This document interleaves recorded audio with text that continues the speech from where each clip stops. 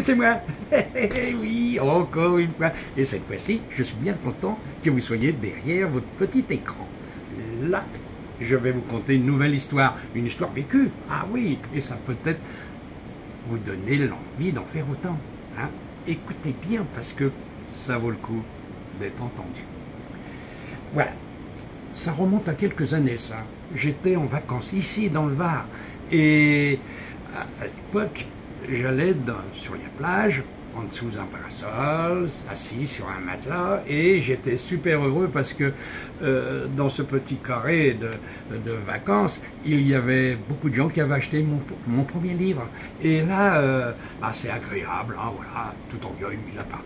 Et là, à un moment donné, une dame vient vers moi et me dit, je viens de lire votre livre. Elle dit, je voudrais vous poser des questions.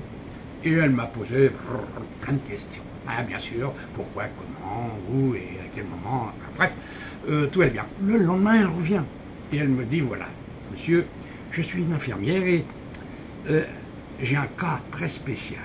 Et j'aimerais peut-être vous le soumettre. Peut-être que vous pourriez faire quelque chose pour cette femme. J'ai dit, allons-y. Alors, elle m'a emmené et je suis arrivé hier, dans la ville, deuxième étage d'un petit immeuble. Elle frappe à la porte, et là, la porte s'ouvre, et là, oh là là là là, je vais être un petit peu vulgaire. J'ai dit, oh merde, oh là là là là, je suis pas dans la merde.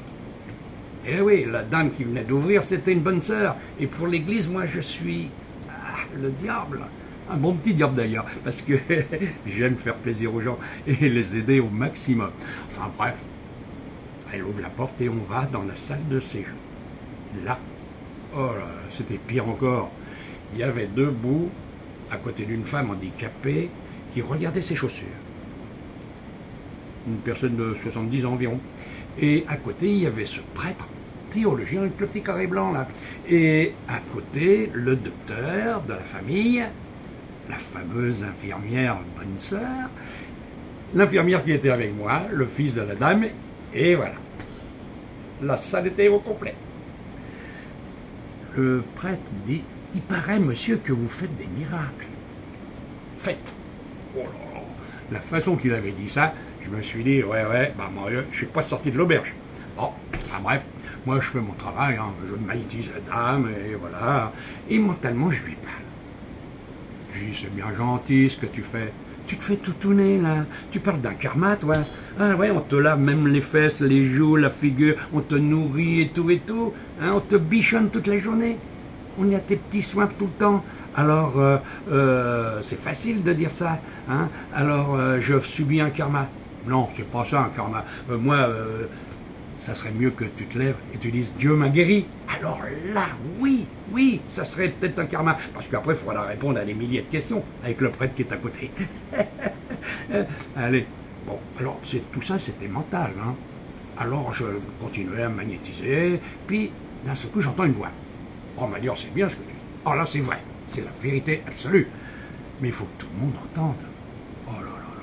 Ah, je dis, voilà, là, c'est beau, là. Si je dis ça à lui, là, avec son petit carré blanc, il va dire que je suis Jésus, que je me prends pour lui. Il va me fusiller sur place. Alors, je dis, non, je peux pas faire ça, quand même. Puis, j'ai dit, c'est Dieu qui dit commande, quand même, hein, c'est vrai, hein. Alors, je dis, bon, tu y vas, tu fais ton travail, tu fais ce que l'on dit. Alors, je me suis reculé, j'ai regardé la femme, qui était toujours la tête baissée, puis j'ai dit, avec une voix que d'ailleurs, je me suis même pas reconnu sur le coup. Au nom de Dieu Tout-Puissant, lève-toi et marche. Oh, le silence. Oh. Là, c'était glacial. Ah ouais, une fraîcheur qui est venue partout là-dedans. Elle nous a enveloppés. Et pas un mot, rien, un silence. On entendait le silence. Oh ouais, c'était dur. Parce que plus ça allait, plus je m'affolais, moi, à l'intérieur. À un moment donné, je dis, faites quelque chose là-haut. Je ne sais pas comment ça va se terminer, mais ça va pas être bon pour moi.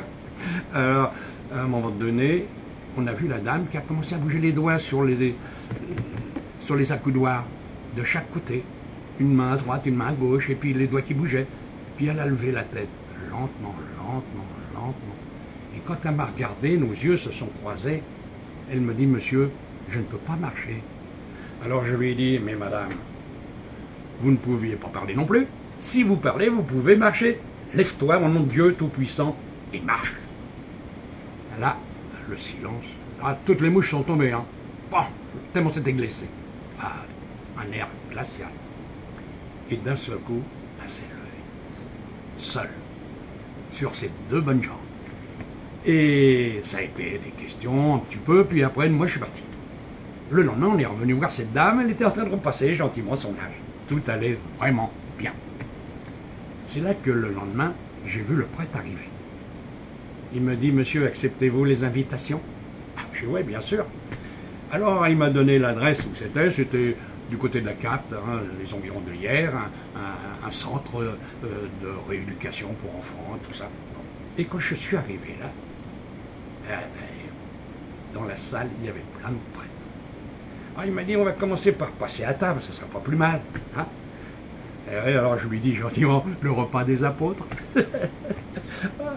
Mais ça l'a pas fait sourire. Enfin bref, il s'assoit au bout, moi à l'autre bout, et je compte, on était 17 prêtres, 18 avec moi. Oh là là là là, là c'est l'inquisition, hein. Surtout qu'il avait sans doute mijoté pas mal de choses dans la nuit, parce que les questions, il m'en posait. À chaque fois, moi, je répondais, c'est vrai que Dieu avait dit, ouvrez la bouche, à travers vous, je parlerai. Et ça me suffoquait à chaque fois, parce que je disais, comment je peux savoir ça, moi? Bon, enfin bref, et je répondais donc, et puis après, une fois le repas terminé, il me dit, acceptez-vous de revenir demain? Alors, j'ai dit, oui, bien sûr. Et le surlendemain après, mais j'ai dit, là, moi, je veux faire venir ma femme parce que je suis en vacances et elle se demande ce que je fais pendant ces jours où je ne suis plus avec elle. Alors, il m'a dit, mais bien sûr, pas de problème. Et quand on est arrivé, eh bien là, il s'est passé un drôle de phénomène. Il y avait un couple qui était assis sur un fauteuil et il me dit, parlez-moi d'eux, surtout du monsieur. Alors, je regarde le monsieur, j'ai dit, il vient du Nil. Et puis, il a été ouvert en deux, hein, à cœur ouvert. Hein. Dans sa poche, il a un médicament appelé un tel, et s'il ne le prend pas, il meurt. Le type, il a sorti le médicament, il a dit, vous avez entièrement raison, monsieur. Il a ouvert sa chemise, il était vraiment ouvert. Voilà. Alors, le prêtre, il a dit, bon, il a accompagné ses gens, et après, il m'a dit, bah, passons à table. Alors, on est passé à table, et là, l'inquisition. Oui, l'inquisition, c'est tout juste s'il n'y avait pas le barbecue à côté pour me griller. Ah là, il en voulait des questions. Hein. Et moi, je répondais du tac au tac. C'était affolant même pour moi. Et à un moment donné, je me suis dit, si je continue comme ça, il va m'arriver un gros problème, il va me clouer sur la porte, il va mettre le feu. Parce que je lisais un peu sa pensée, il lui disait, c'est Satan réincarné. Ah ouais, alors à un moment donné, ça a changé. Ah oui, là, ça a changé. Là, c'était le troisième prêtre qui est à côté de moi qui répond. Il répond une question, deux questions, trois questions, et d'un seul coup, il dit « j'ai la lumière ». Oh, c'était génial. Alors, on a parlé beaucoup après. Le prêtre, je ne l'ai plus jamais revu. Mais lui, il m'a dit, voilà, moi je suis prêtre dans une petite paroisse à côté de Perpignan. Je suis jeune encore, mais un jour, lorsque je serai en retraite, je sais que vous allez habiter le Var, eh bien, je viendrai travailler avec vous. Alors maintenant, je l'attends. Peut-être qu'il est derrière son écran. Qui sait? Eh oui, quand on a la lumière, on a la lumière. Et ce que j'ai fait, moi, là, je l'ai fait plusieurs fois déjà. Rentre dans ton corps et vis, ça aussi. Jésus, il avait dit, vous ferez de bien plus belles et plus grandes choses encore que moi. Alors vous pouvez le faire aussi. Je vous promets que c'est vrai. Il suffit de vouloir. Méditez. Relaxez-vous. Et vous verrez. Vous sortirez peut-être de votre corps. Vous verrez qui vous êtes. Vous saurez qui vous êtes. Eh oui. Alors, je vous dis, mes frères, écoutez la voix intérieure. Elle vous parle toujours.